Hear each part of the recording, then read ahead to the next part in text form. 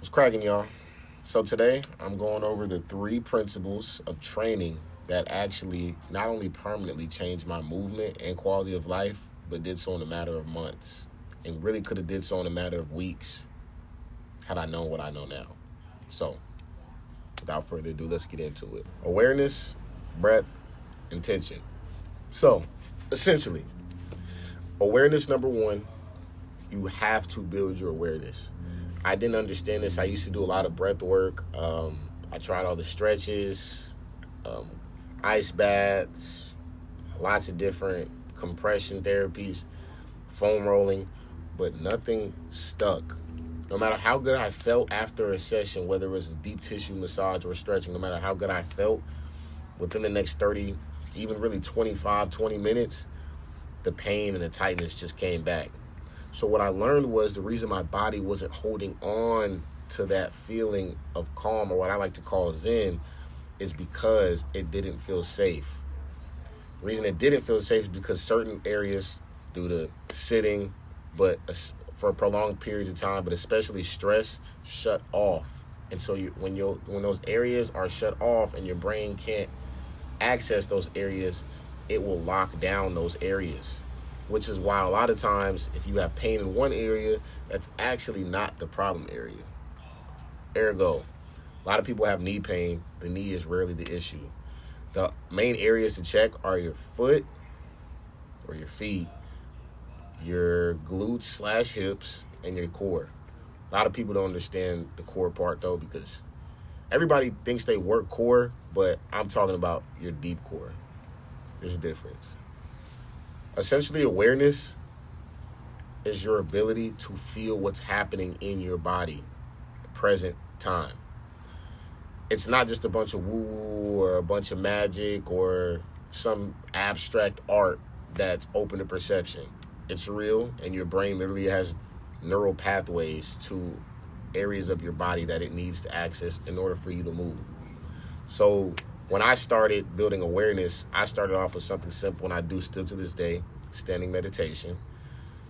It's a really simple practice. You just stand, find a good posture, let your head float, let your knees soften, feet connected to the ground, a few more other cues, but in simplicity, it's literally just standing still and just letting go of unnecessary tension. And there's a fine line between laxity and bracing, and you want to find where those 2 points meet, and that's where movement starts to feel really good. So starting off with something simple like a standing meditation is a great place to start. That's what I did. I do it every day now. There's a time where I slacked and pain came back. I actually ended up getting tendonitis, which is something I hadn't had in a very long time due to just overuse. I could move better, right? Like I could do breath work, and breath work actually helped me feel really good. I felt like I had stability from the inside out, which is what I'll get into next. But I realized that there were still some areas of my body that my brain wasn't accessing how it should have. And so that's where those overuse injuries come from, when you can't feel what's happening. Next is going to be your breath. That's going to be key. Your breath is super important because that's essentially your stability. So what happens is when you learn how to properly inhale and exhale, your body, your deep core is what stabilizes, or your trunk is what stabilizes everything else, your limbs especially. So a lot of people just suffer from injuries because they lack stability. Some people, I've talked to some people like clients, and they'll express that they have certain joints that feel unstable, or there's like a shakiness, or they feel unsafe during movement. And once you build awareness, the next best step is to tap into your breathing. You can train this. So I like to do something like a simple bear crawl breathing. Shout out to Stefan Duvivier, Mind Your Movement. This is something I learned from him a long time ago. It's a really foundational movement. And all it does is put you in a position, an anatomically advantageous position. I know that's a big word. Where essentially you use the same muscles that you use for breathing as your muscles for stability. Like your diaphragm, your transverse abdominis, which is the muscle that wraps around your your torso. It's your girdle. It's basically like a corset. And it's your own internal weightlifting belt that God put there. So it's actually pretty cool. But essentially, your breath is going to be really important. Some people use it to relax before an important game or meeting. I'm somebody who will use it for both, but I'll definitely use it in training. And a quick little hack, if you're trying to really enhance your core work, implement breathing, full inhales and exhales into your core work.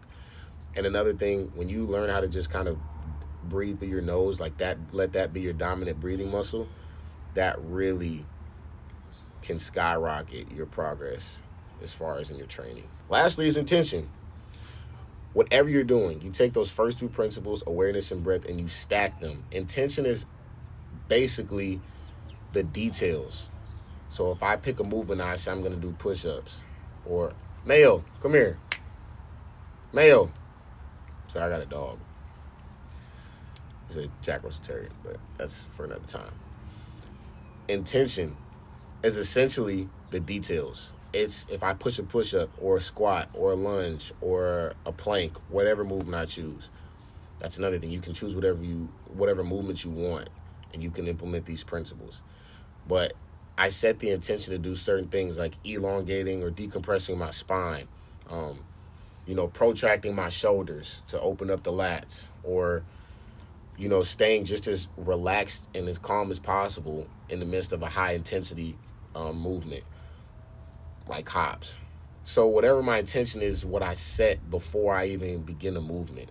And that's going to be critical because it's the reason behind why you're doing a movement in the first place. And I always say this, the magic's not in the movement itself, it's in the intention behind it. So I don't want to hold you guys super long today. I just wanted to drop those gems on you guys. If you guys have any questions, concerns, comments, just make sure to drop those down in the comments. Remember, I'm here to help you guys. You guys are kind of coming along with me for my journey as well. I'm excited, man. But remember always to pick, if you want to pick a movement, whatever your training style is, if you like doing cardio, if you like lifting weights, if you like sprinting, even if you just like stretching, I'd always suggest and advise you to implement these principles into those practices, and it can make those practices 10 times more powerful. So I won't hold you guys any longer. Thank y'all for watching. Stay tuned.